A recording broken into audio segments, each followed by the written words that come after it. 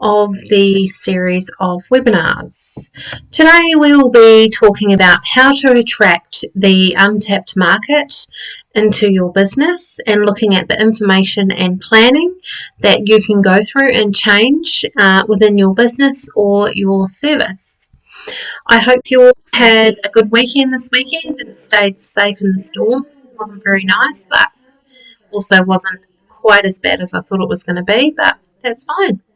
I'm at home today because my daughter isn't feeling too good, so I'm doing the webinar from home and hopefully I won't get any interruptions. Now, I'm Lisa and I will be going through today's webinar with you. First up, let's do an acknowledgement of country. 30-foot drop acknowledges the traditional owners of land in Australia and recognises their continuing connection to land, waters and the community. We pay our respects to the Indigenous people, their beliefs, their cultures and to both the elders past and present. 30-foot drops funding. 30-foot drop would like to acknowledge the Department of Communities Disability Services for funding this and many other initiatives. Without their help, so many projects such as Two Wise Monkeys wouldn't see the light of day and we'd be much more poorer for it as a community. So we thank them for the funding. This workshop is part of a Realities and Advantages of an Access and Inclusion grant awarded to 30-foot drop. For an Information, Linkages and Capacity Building grant for 2018 and 19. Let's go over some 30-foot drop or Two Wise Monkeys housekeeping and how we run the workshops if you haven't visited us before. Unfortunately, we do not have all the resources to monitor all the platforms live. So what that means is if you have a question for us and you're watching from Facebook or YouTube, you won't be able to send in a live question. If you do have a live question though, please jump onto this link which is below the video, www.30footdrop.com.au/live, and you can go into the live box and there's a chat box in there if you have any questions. And also, if we can all try and minimise any distractions that we might have, that will help you to take in as much information as possible. Although it is a bit hard with the current times. We record the sessions, so if you did want to go back over anything,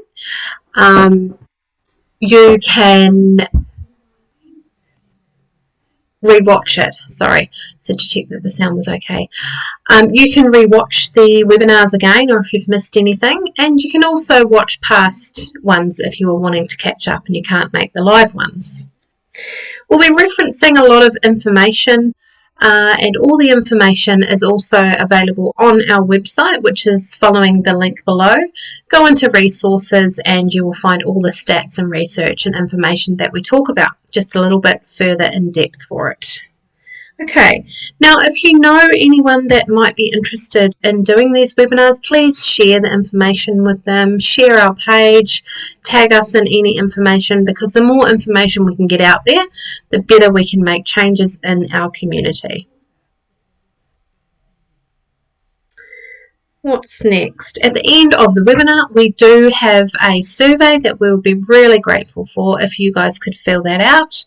So once the webinar is finished, head over to the link below this video and hit survey part 6. And there's only a few questions on there, and that would be awesome if you could do it. We can only do better if we get the feedback from you guys. Okay, now, let me introduce myself. I'm Lisa and I'm one of the Two Wise Monkeys. I am Hear No Evil. And just by looking at me, you probably can't tell what my impairment or disability might be. But through me, I hope that you will leave today hearing no evil about impairment. So my story is definitely hidden. At the age of 8, I was diagnosed with mild dyslexia. Teachers used to hit me on the head, read out my low marks and yell at me in front of my classmates, making me feel embarrassed, completely dumb and unworthy, which anyone would feel that way.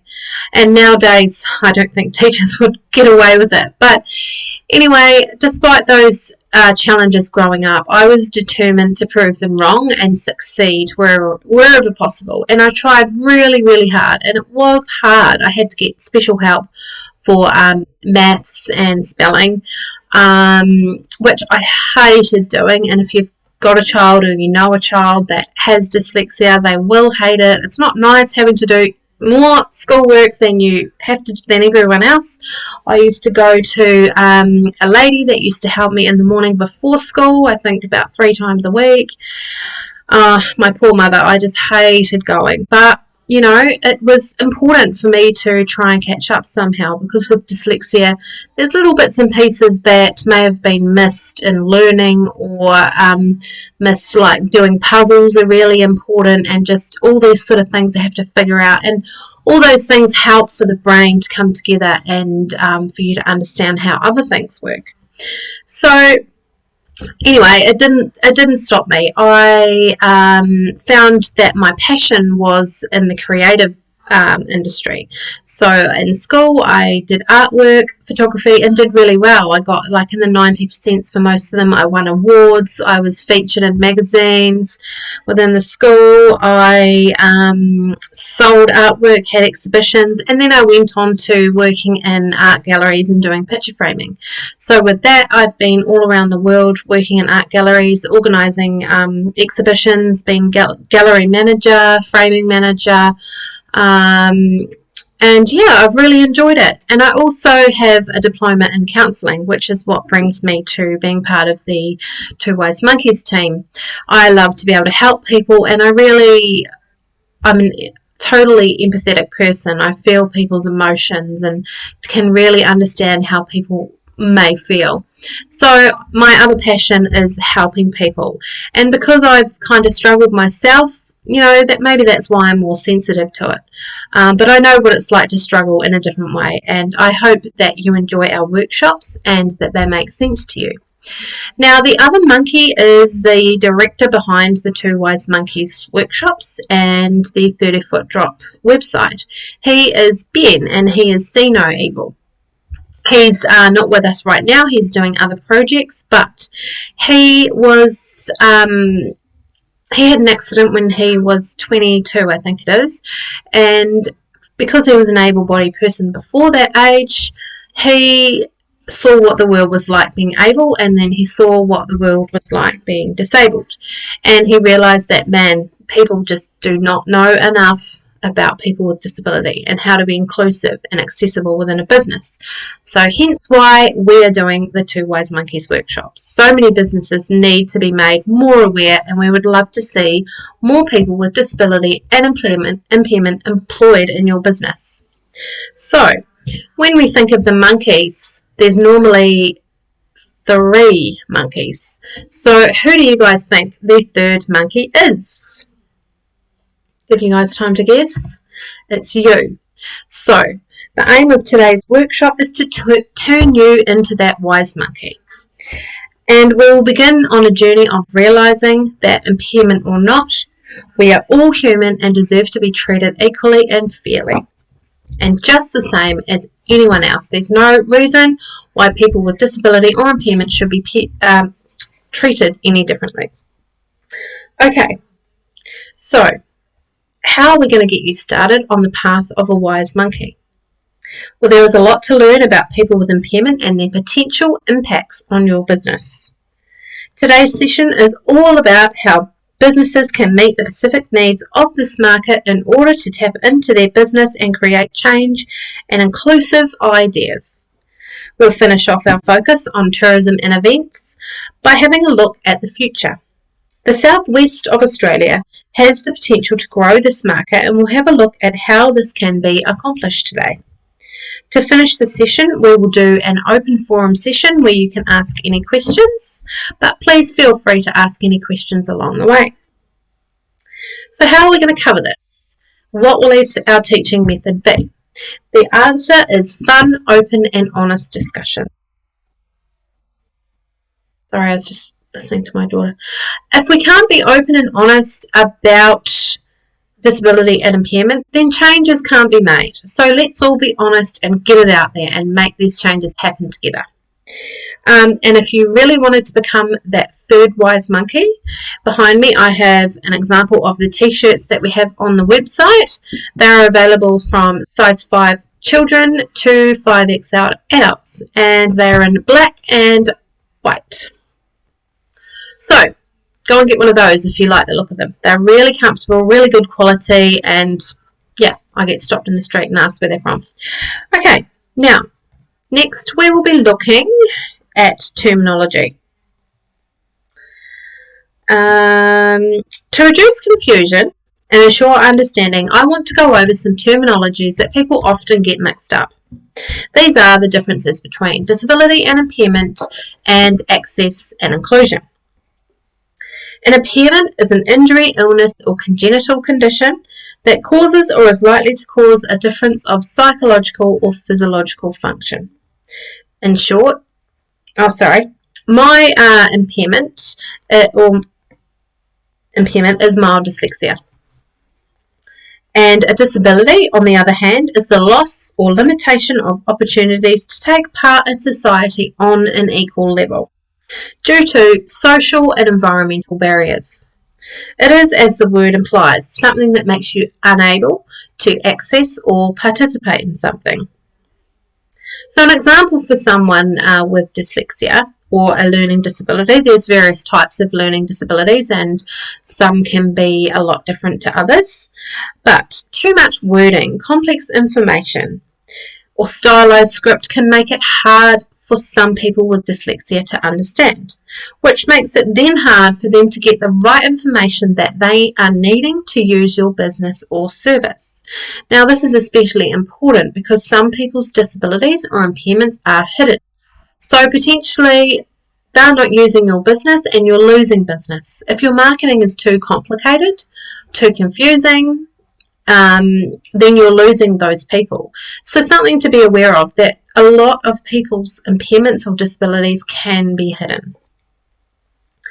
Now, the next is the difference between access and inclusion. Access refers to the removal or reduction of barriers, physical and attitudinal, to participate in activities and functions of a community. At its core, access focuses a lot on the physical world around us and can be assessed with a checklist. So if you're wanting to check over your business or service and make sure it is accessible, head over to our website, the 30 Foot Drop website, and in our resources part, there is a checklist where you can go around and make sure, the door frames are wide enough for a wheelchair. The door handles are easy to open for someone with limited mobility in the hands. So there's a lot of things that you can go over, and a lot of businesses probably have no idea whether they are accessible or not. So it's good to check. Now the last one is inclusion. Inclusion is more of a psychological state of being and is a process whereby every person, irrespective of their age, sexual preference, gender, nationality, or religion, who wishes to, can participate fully in all aspects of a community or service, activity or service in the same way as everyone else, helping them feel that they are included in all activities in the community. So making sure that every single person, no matter what they look like, how they act, they are all included to come into your business and use your service. So another important thing, to make sure that everyone feels included. I hope all of that made sense. Please, if it doesn't, head over to our website and ask some questions. Now, let's get into today's chat. Specific needs of the market. In Season 5, we discussed the similarities between travellers with impairment and the rest of the population, showing that there is much of an overlap. Despite the similarities between the general population, there are some important differences and specific needs that we need to talk about. Travellers with impairment have a strong tendency to manage the stresses of uncertainties of travel by returning to destinations that they know well. Consequently, they appear to have a higher rate of repetitive visitation to businesses that support their needs, meaning that they are very loyal customers. The Accessible Tourism in Victoria and Queensland report found that there are three main subjects which are areas specific to their needs, which can be used to attract this market. They are information, planning, and service. Now let's go over these three topics. First is information. Travellers with an impairment need more support in planning their experiences if they are to travel as much as they wish to. Also, for it to be an enjoyable experience rather than a stressful one. Let's face it, who wants to go on holiday if it's stressful? Not me. Overall, more detail in the information that is currently being provided is the highest priority for someone with a disability or impairment, particularly those with mobility issues. While this mostly related to digital resources and websites and site reviews, it could also refer to information anywhere travellers look, including destinations and overseas tours. So there's a big wide pool of things that need to be looked at for travellers with disability and impairment. Also, more than just having long documents with complex information, we need to make information that is relevant. So most places already have measures in place. Let them know by putting it on your website and on your profile, such as TripAdvisor or Expedia. As well, make information easy to find and absorb. This specifically relates to accessible tourism information, which is often not prominently displayed on websites and can be sometimes very complex. So if you've got a website with your business information, don't have the accessible information hidden on the next page. Have it on the first page, part of the main menu, so that people with disability and impairment can just go straight there and they know straight away whether your information is accessible and inclusive, and then they'll come and use your business. But if they have to spend time looking for it and it's complicated, then all sorts of people with impairments and disabilities are probably going to give up and go somewhere else, and you've lost them as customers. So, as discussed in the previous session, this is a decisive market segment, and people with impairment are more likely to stop a transaction or discourage others from using your business or service because their needs were not met. Something definitely to think about if you're a business owner today. Information needs to be well structured. Rather than a 50-page document with all the information on it, which can be very overwhelming for a lot of people. Look at breaking it down into smaller parts and logical parts. For example, one part on how to let the business or service know what you need as someone with an impairment or disability. And then the other part could be about how people can access your ramps, toilets and aqua bays. Information on everything that you have available for someone with a disability or impairment. Information needs to be relatable when choosing accommodation, attractions or experiences, including a range of images that cover impairments would help potential travellers feel that they are choosing an option or place that they feel comfortable going to, and they are feeling more included. So you could use get some photos together of someone with a disability or impairment using those services so that someone looking on your website can see that they are clearly included and that you are clearly accessible. As discussed earlier, we can relate to marketing that you subconsciously feel welcomed to. Okay, information continued and Pacific findings. Let's look at the Pacific findings from this report that relates to information. When asked what the number one priority is for accessible tourism, the most mentioned was information provision. If you make it easy to find and are highly accessible, then you will increase the chances of attracting more customers to your business. 41% wanted information contained on review sites like TripAdvisor that was relevant to travellers with specific needs. There are many resources as to what these are, and you can look at these on our website. A subject which has been brought up many times is the idea of introducing an accredited system that shows businesses that have made the commitment and implementation of accessible travel systems. This would be an amazing step forward and would help the unserved market. So what this is businesses sign up to have their business assessed, and by the assessors they either get a 1-star or a 5-star, and someone with a disability impairment can go onto that website. Oh hey, I want to maybe go to this hotel in this place. Oh, it's only got 2 stars, so it's not very accessible. Hang on, here's one with 5 stars. Obviously it's accessible, it has everything they need. So you're going to know straight away which ones are accessible and which are not. And that would be just so awesome for someone with a disability impairment, because they're not risking anything, because that business has been assessed for the specific needs that they need within that business. So that would be really awesome, and we're hoping to see that come into action very soon. Okay, when asked what the priority for improvements to this market was, it was that 86 rated that the addition of more practical information as very important. This included location of aqua bays, toilets and accessible ramps. 83% rated that the increase of prominence of this information on tourism and transport websites. So like I said before, have it on the first main menu. Have a little logo of the accessible wheelchair logo. We all know what that means. Have that so they can just click on that and see whether you're accessible and all of that kind of stuff within your tourism business. Okay, let's go over to planning now.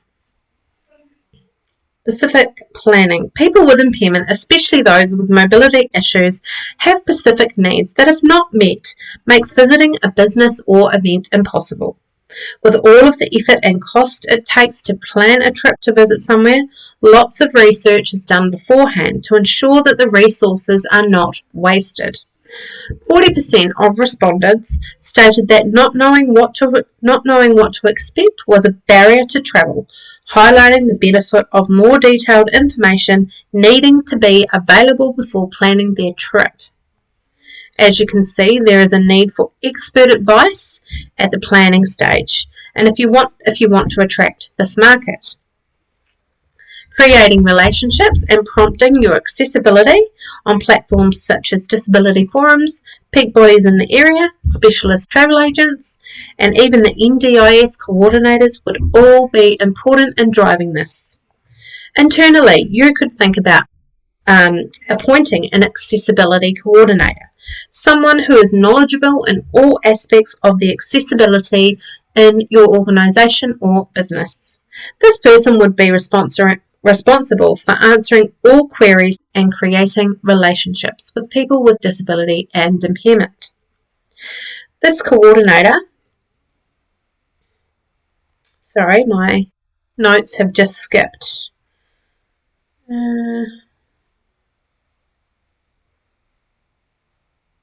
This coordinator will also address the next point in the research. Specifically, the research highlighted a strong preference to connect with a business or destination personally by phone or email. This would provide a potential customer with the information in a rapid and accurate manner, increasing the likelihood of a sale. This personal connection is also important for someone with impairment or disability. The traditional travel agents with strong service ethics could also be important in driving this conversion, particularly for older travellers and those who have lower support needs.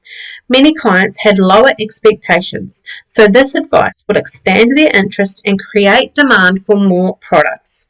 Travellers with an impairment find it hard to be inspired when they don't know what is possible, and having an advocate for this would create huge possibilities for everyone.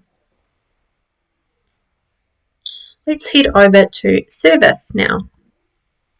There are still many challenges with regards to attitudes from and understanding from tourism, hospitality, event staff, and those of the public towards travellers with impairment. This is especially a challenge for younger travellers with an impairment and those with hidden impairments who require support in less obvious ways. Top service by all staff would be a key driver for recommendations across all travel categories. As we know, good service drives more customers. Cost is very important for many travellers with an impairment, as they may need to travel with a carer or extra equipment, which makes the cost even higher for them to travel. Assistance with these costs, including potentially via the Disability Service Insurance Scheme or via a special deal for the carer, would assist removing barriers to travel. And this would also have a ripple effect within the community in regards to ethical consumerism, as discussed in an earlier session. So offering deals for a carer or deals for that family, because that extra carer they have to pay for. That's a whole other person having to come and stay in a hotel, go to sightseeing places within the region. Thinking about halving the price or even free for a carer would really help someone with a disability to come and see the southwest of Australia. Come and see Western Australia. Make it so much easier. Okay, growing the market in the region. Major stakeholders. So we have looked at the opportunities and needs of this segment. What potential can we tap into? How are we going to do this? What needs to be done and who needs to be involved? The opportunity to grow this market is a multifaceted project in which all stakeholders need to have a role to play. Who are these stakeholders? First up, we have people with impairment, their families and their carers. These are people who will be served by this project, and having a direct understanding of their needs is critical at every stage. They should be central to every single decision made. If stakeholders are going ahead and making decisions and planning it all around these people, then you're not necessarily going to get it right. You need someone with people with disability and impairment being involved in these decisions to ensure that you're getting it right from the beginning and you're meeting their needs. Okay, who else needs to be involved? Peak bodies that represent both tourism and the disability sector. They need to make choices alongside the people with disability to ensure that they know what needs need to be met. Who else? The government on state and local level to help with infrastructure. Destination management and organisations such as visitor centres. Tourism and event services and service and providers. These are all people that need to get involved to bring this together and to build a better future for people with disability and impairment. And remember, at any moment, any one of us can have something happen in their life where it can make them disabled or have an impairment. So it's important that we all have that in the back of our mind. What if that was me and I was put in that position where I was in a wheelchair or had got a mobility issue, and you really love travelling and you really love sightseeing, and then all of a sudden it's all taken away from you because it's not accessible. We all need to think we're all going to get old one day and maybe have mobility issues or have operations that you've got a sore hip and you can't walk as far, stuff like that. So it's important for everyone to make these changes so that we can all still enjoy life just like everyone else. Okay, growing the market in the region. There are a few stages here that we will now go over. This part is intended as an executive overview of the stages, but is in no means a how-to or must-do. We realise that there is much more involved in this, but in saying that, let's go over these. There are 5 stages that are required to grow this market. They are consult, inspire, educate, collate, promote, and lastly build. Let's have a look at these. First up, growing the market, stage 1 is consult. This should be the foundation of accessible tourism. It should ensure that what is offered is built on a rich understanding of what travellers with an impairment want and need. This is a responsibility of all stakeholders, but government and destination management officers can take the lead, as they have the resources and skills to undertake projects and research to then guide others. Growing the market stage 2, inspire and educate. Ensure that the industry has an understanding of the potential of the sector and has provided support on how to start targeting it. Government, destinations and peak bodies should all have a role in driving this. Further, many travellers with impairment have low expectations of what is available, while their aspirations to travel are high. The task here is to encourage them to explore and test the boundaries. Peak bodies and service providers can play a strong role here. So can individual operators like you. So the picture there on the right is a picture of Ben, my boss, abseiling. Yes, abseiling in a wheelchair off the tallest building in Perth. Now, this is a prime example of peak bodies and people coming together to make this work. Now, this didn't start out with Ben wanting to do it and it happened. It started out with a friend of his was doing it, who was not in a wheelchair, and I think they were a bit worried about doing it and didn't really want to do it. And Ben said to them, hey, if I had the opportunity to do that, I would totally do it because life's too short, type thing. Anyway, someone overheard him talking about that, and they thought, hey, I'm going to make this happen for this guy. So everyone came together, and look, he did it. He abseiled down the tallest building in Perth in a wheelchair. I think he might have broken a world record there, I'm not sure, but wow, that's brave. What an inspiration. So awesome. Now let's head over to stage 3. Collate. This is about bringing the experience together to provide a holistic offering, and some key destinations will help the traveller plan and navigate their trip. Government and peak bodies in both tourism and disability sectors and service providers can all play a role to help identify new areas of experience and product development or supporting infrastructure. Governments can work with the sector in a number of ways, including improving accessibility standards in the industry and developing infrastructure that considers the complete user experience. Growing the market, part 4, promote. Many travellers are not aware of what is on offer. Therefore, it is important to promote what is available to generate demand. The information needs to be easy to find, well structured, and provide the opportunity to develop planning further and to build confidence in the experience of their trip.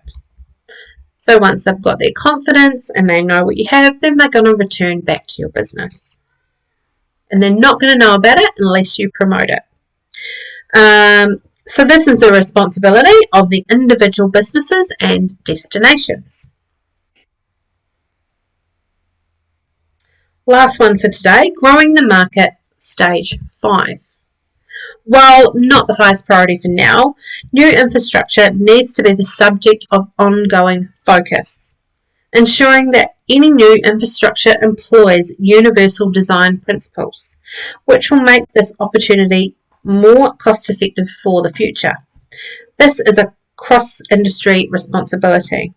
So it's important for new businesses and companies to follow these standards, and it's also the responsibility of the people with an impairment to also generate this demand. Oh, sorry guys. So instead of going in there and building a new building, we need someone, an accessibility service person, to go in and check that the building is going to be accessible. It's going to have everything within it that is accessible to someone in a wheelchair or a mobility has a mobility issue. Now, unfortunately, which is crazy, there isn't anyone that does that. They just have certain standards that they go by, and they're not really checking, is it inclusive or accessible. I know a business around where we live that is a brand new building, only been open about a year. There's a cafe in there, and some of the building, or the doors where the doors were higher than others. Which, how does that happen anyway?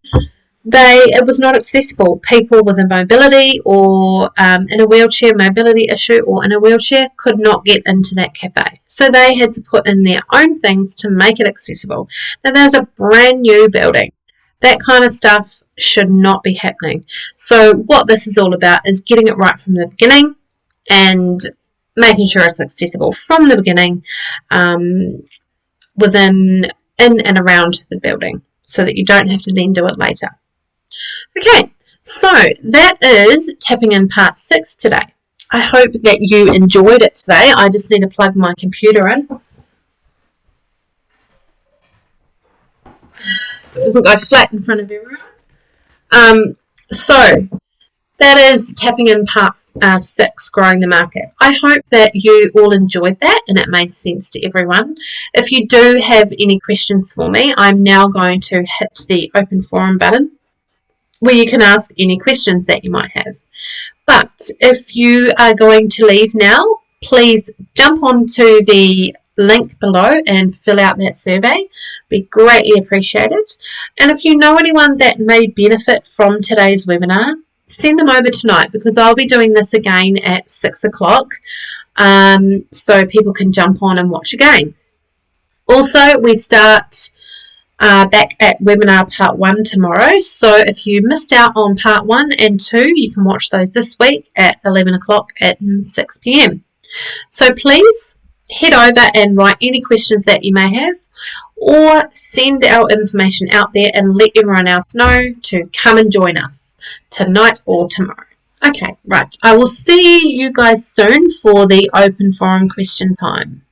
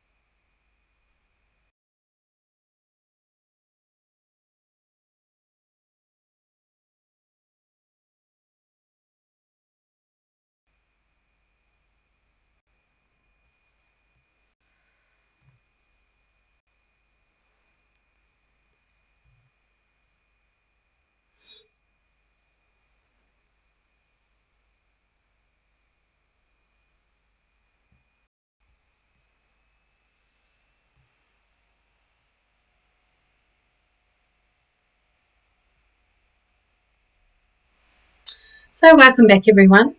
There doesn't seem to be any questions today, which is fine. I hope that you enjoyed today, and if you wanted to join us again tonight, or you know anyone that might be interested in doing this part, send them over tonight. I will be doing it at 6 p.m.